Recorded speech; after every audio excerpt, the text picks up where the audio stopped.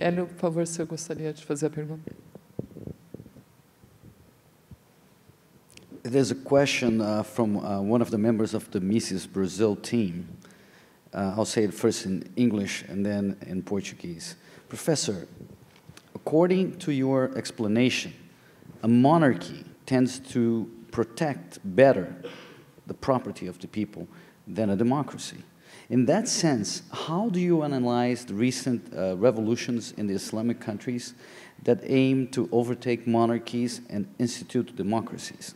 Em português, professor, de acordo com a sua explicação, uma monarquia tende a proteger melhor a propriedade privada do que uma democracia. Nesse sentido, como o senhor analisa as recentes rebeliões nos países islâmicos que visam tirar monarquias e instituir democracias? I'm not a defender of monarchy. I'm not a monarchist. Monarchies are also states.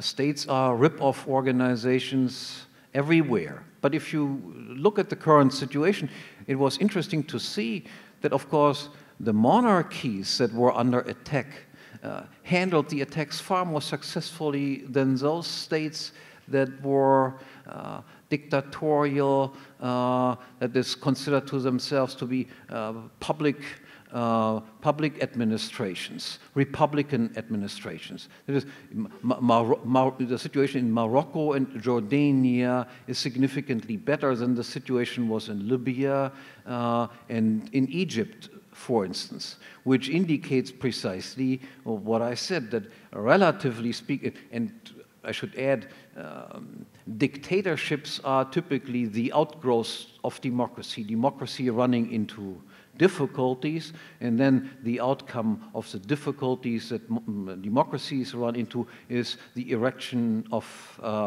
dictatorships. Dictatorships are a republican phenomenon, not a monarchical phenomenon.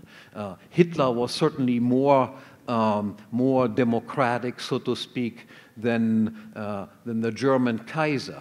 Stalin was certainly more democratic than the Russian Tsar. The Russian Tsar was not a very nice person, but as compared to what came afterwards, he was just a marvelously nice person.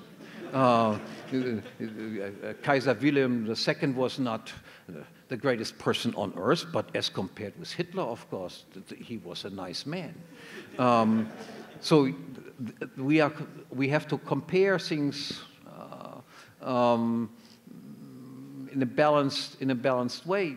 And again, the current situation seems to indicate that monarchies are by and large a better system than democracies turned into dictatorships and so forth. Eu acredito que uma polêmica como essa merece uma pergunta bônus. Então, a gente abre para uma terceira pergunta. Alguém gostaria, aqui na plateia, por favor? O microfone, por favor, ali. Só levanta para ficar mais, por favor, para ficar mais fácil. Isso. Aqui. Oi, desculpa. Bom, fica lá, fica à vontade. A gente vai deixar, então, para amanhã, que vai ter mais um debate, a sua participação. Daí, muito obrigada, de qualquer forma. Por favor. Good afternoon. Maybe I should... Brazil had a monarchy also. Again, I'm not a great history buff as far as Brazil is concerned, but my impression was that if Brazil had kept the monarchy, they might be in better shape today also than they are, given that they got rid of it. Por favor, a pergunta. Good afternoon, Professor. I'm Marcel van Hattem. I want to ask you about disarmament. We had a huge discussion in Brazil over disarmament a few years ago, and in the end, the population of Brazil, we said no against disarmament. But recently, 2 days ago, we had here in Rio de Janeiro, I'm sure you're aware of, one of the saddest events ever in Brazilian history on a terrorist attack in a school. And, well, the deaths were yet to be counted, and the activists pro-disarmament were already stating and tweeting that disarmament of the civil population of Brazil was necessary, and if they were disarmed, I mean, if we were disarmed, unarmed, this kind of attacks wouldn't be possible in this school.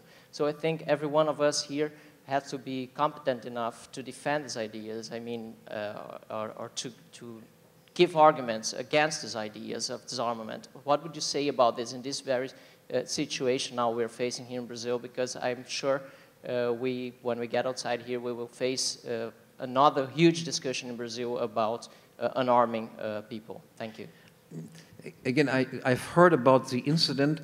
I'm not familiar with the details of it. It might well be, as it was in many cases in the United States, that these attacks occurred, of course, against targets where the people themselves were not armed. Exactly. So yeah. this is probably, I assume that is probably the case in Brazil also, that if these people who had been shot down would have been armed, then this crazy guy would have been killed faster, sooner, and the whole catastrophe would have been less than it actually turned out to be. In the United States, in most of these cases, it involved places where people were not allowed to be armed, and then somebody with arms coming in, killing of all sorts of people. If the schools, the universities, and so forth, where these attacks had taken place, if the employees in these places would have had weapons, well, especially concealed weapons, the attackers might have been eliminated much faster than it occurred if you have to wait for the police to come. And people who want to get weapons, criminals always get weapons. That is, when we outlaw these things, we outlaw law-abiding citizens, so to speak, to have weapons. We cannot pass a law that says, look, you criminals, you can no longer have any weapons, and then the criminals will say, oh yeah, right, I want to be a law-abiding citizen, and I do no longer want to be a criminal, and because of that, I also will no longer have any weapons.